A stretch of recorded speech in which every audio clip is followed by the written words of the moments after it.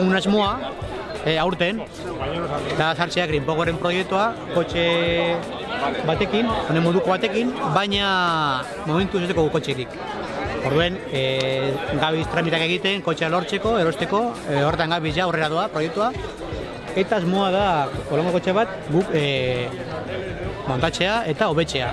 Baita ikasleekin egitea hori, proiektoren bat haiekin, hobekuntzak egiteko, eta baita aurtengo proiektuan da beste ikastetxeak konektatu proiektuarekin.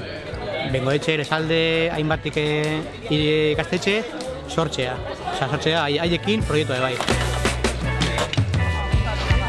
Baita parte hartzea karreetan bai, gurekin, aprobetxatu zentroa dugu hemen, FPko Zentro Santa Maria, tailerrekin eta dana, hemen dekogu eskura nahi dugun herramienta edo zen elementu.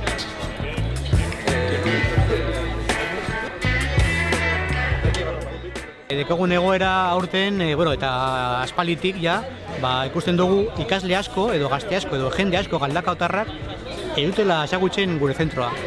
Baizik eta dana doaz batxillerrera, ez dakiz zer beste da, eta hainbat zentrotara, baina aztuten dire gure zentrotaz. Orduen, hau proiektua, helburua da bai haiek ekartzea eta ezagutzea gure zentroa. Egitea gauzak, konektatzea zentroekin, online bitartez, teknologia berriak erabili, eta adibidez, ze herramientak, ze baliabide dekogu zen zentro honetan eta baita beste zentroetan bai. Eta ezagutzea modulo guztiak. Ze honek proiektuak, ona dekona da, dekola elektrizitatea, dekola mekanika, dekola telekomunikazioa deko bai, orduan guk dekogun, zentroan dekogu hori gauza guztiek. Eta azkenean da talde bat, non dauzen espektate asko, eta helburua da horrek ezagutzea.